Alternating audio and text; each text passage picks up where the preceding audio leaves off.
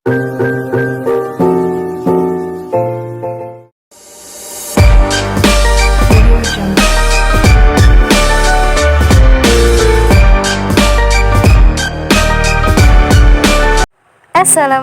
warahmatullahi wabarakatuh. Hai, saya Alfira Nur Khairani. Bisa dipanggil Vira ya. Dan ini kedua teman saya ada. Halo, perkenalkan nama saya Nur Syamsiah Ramdhani. Bisa dipanggil Sisi ya. Hai, nama saya Sinta Supinaja. Saya biasa dipanggil Sinta. Wah, semoga kita semua sehat ya. Dan jangan lupa bersyukur. Oke? Oh iya, Fir. Kita hari ini akan podcast apa sih? Oke, kita di sini akan membahas podcast filsafat pendidikan.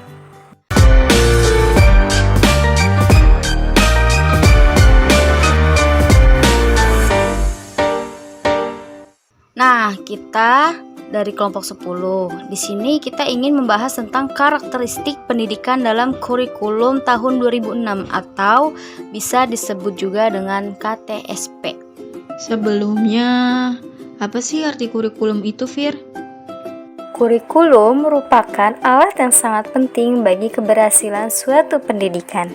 Tanpa adanya kurikulum yang sesuai dan tepat, akan sulit untuk mencapai tujuan dan sasaran pendidikan yang diinginkan.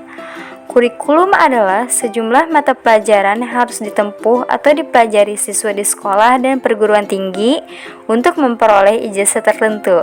Sejumlah mata pelajaran yang ditawarkan dalam suatu lembaga pendidikan atau kejurusan. Seperti itu teman-teman sekalian. Nah, betul tuh apa yang dikatakan Vira menurut tahun 2006.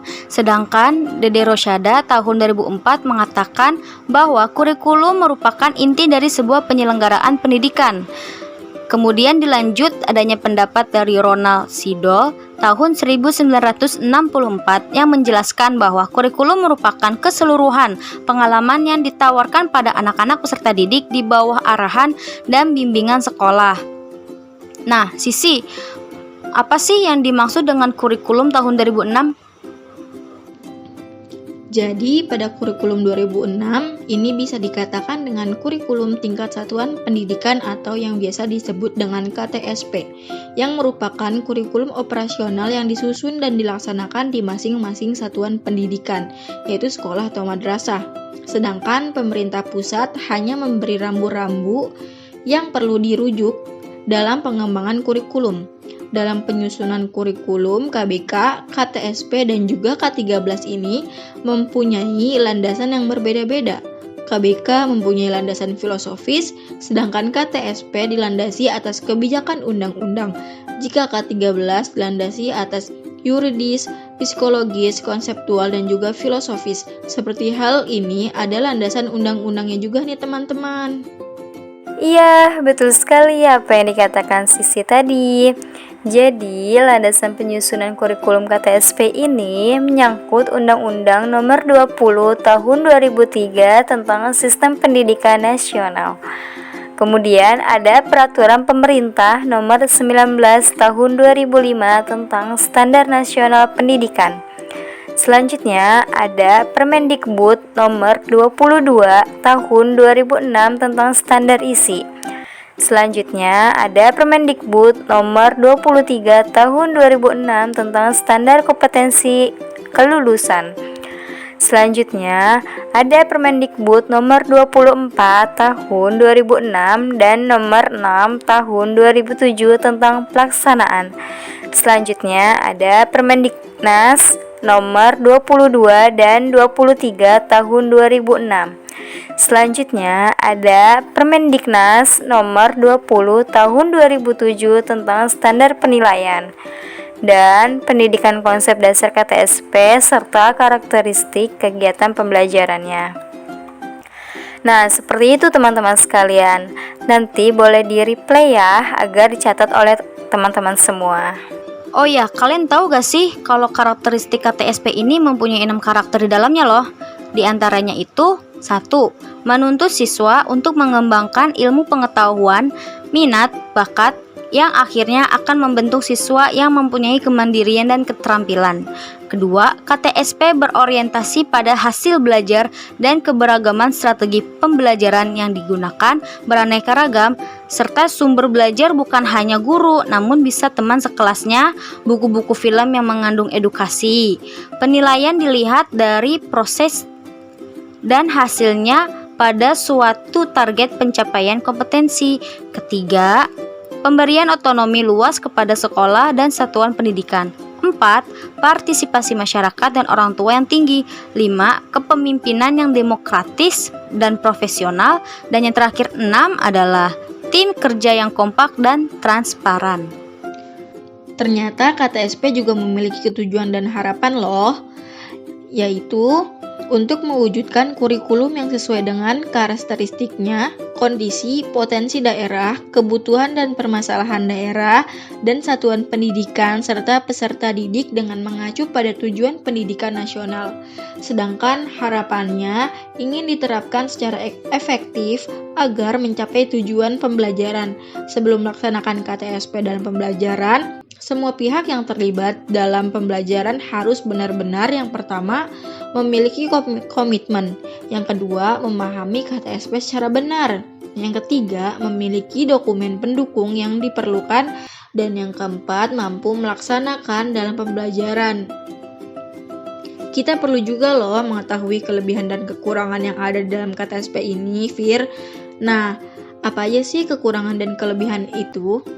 Jadi, kelebihan dari KTSP ini sebagai sarana untuk mengembangkan kreativitas sekolah dan sarana mengembangkan keunggulan lokal yang dapat mendorong kita terjadinya proses globalisasi lokal di Indonesia.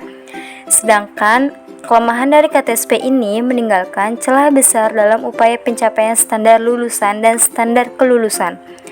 Kemudian, kelemahan lainnya itu menyimpan potensi destruktif yang dapat berakibat pada fenomena bangsa dan hanya dapat diatasi dengan konsisten menjalankan pasal 72 Peraturan Pemerintah Nomor 19 Tahun 2005. Yang pertama berbunyi, peserta didik dinyatakan lulus dari satuan pendidikan pada pendidikan dasar dan menengah setelah ia menyelesaikan seluruh program pembelajaran, kemudian memperoleh nilai minimal baik pada penilaian akhir untuk seluruh mata pelajaran kelompok mata pelajaran agama dan akhlak mulia.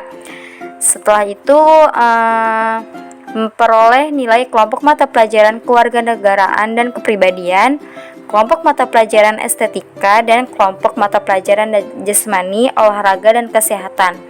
Lalu yang kedua ada apa, Sinta? Yang kedua, kelulusan peserta didik dari satuan pendidikan ditetapkan oleh satuan pendidikan yang bersangkutan sesuai dengan kriteria yang dikembangkan oleh BSNP dan ditetapkan dengan peraturan menteri. Namun begini teman-teman, dari kelemahan tersebut dapat diatasi kok dengan adanya menerapkan pendidikan multikular atau bisa disebut juga dengan pendidikan yang menanamkan sikap simpatik dan empati terhadap penganut agama dan budaya yang berbeda. Nah, seperti itu teman-teman. Iya, betul sekali apa yang dikatakan oleh Vira dan juga Sinta tadi, bahwa adanya kelemahan dan kelebihan serta perubahan kurikulum yang terjadi di Indonesia ini, salah satu diantaranya adalah karena ilmu pengetahuan itu sendiri selalu dinamis. Selain itu, perubahan tersebut juga dinilai dipengaruhi oleh kebutuhan manusia yang selalu berubah, juga pengaruh dari luar, di mana secara menyeluruh kurikulum ini tidak berdiri sendiri, tetapi dipengaruhi oleh perubahan iklim, ekonomi, politik, dan juga kebudayaan. Kita juga dalam kurikulum 2006 atau KTSP ini memiliki perbedaan-perbedaan dengan K13 nih teman-teman. Adanya perbedaan yang meliputi satuan mata pelajaran, jam pelajaran dan yang dapat diimplementasikan, strategi pembelajaran, serta proses penilaian standar kompetensi kelulusannya loh. Nah, diantaranya itu KTSP ini memiliki mata pelajaran tertentu yang mendukung kompetensi tertentu juga untuk semua jenjang, sehingga pada mata pelajaran yang dirancang berdiri sendiri dan memiliki kompetensi sendiri. Sedangkan pada K13 itu memiliki tiap mata pelajaran yang mendukung semua kompetensi juga untuk semua jenjang, sehingga mata pelajaran yang dirancang menjadi satu dengan yang lain itu memiliki kompetensi yang diikat oleh kompetensi inti tiap kelas. Kemudian ada apa lagi nih Sinta? Nah, pada KTSP, Bahasa Indonesia sejajar dengan mata pelajaran yang lain untuk jenjang SD sehingga pada pendekatan yang ada tiap mata pelajaran diajarkan dengan pendekatan yang berbeda untuk semua jenjang. Sedangkan pada K13 atau kurikulum 2013, Bahasa Indonesia sebagai penghela mapel lainnya atau juga bisa disebut seperti sikap keterampilan berbahasa untuk jenjang SD. Sehingga semua mata pelajaran diajarkan terkait dan terpadu dengan pendekatan yang sama atau juga disebut dengan saintifik melalui mengamati, menanya, mencoba, dan menalar untuk semua jenjang. Nah, Sisi, kemudian perbedaan selanjutnya ada apa lagi nih?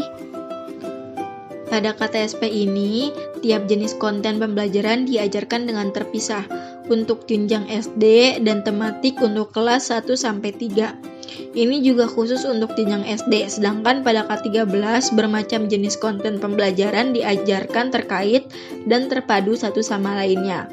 Untuk jenjang SD, sehingga konten ilmu pengetahuan diintegrasikan dan dijadikan konten penggerak mata pelajaran lainnya untuk jenjang SD. Baiklah teman-teman, jadi kurang lebih seperti itu penjelasan tentang karakteristik pendidikan kurikulum tahun 2006 atau yang biasa kita sebut dengan KTSP. Oh ya, teman-teman, izin pantun ya. Asik. Bunga yang harum aroma melati, ibu guru memetik pepaya. Podcast pendidikan sampai di sini. Terima kasih atas perhatiannya. Cakep, hehe. Nantikan podcast-podcast selanjutnya ya. Terima kasih teman-teman. Wassalamualaikum warahmatullahi wabarakatuh. Dadah.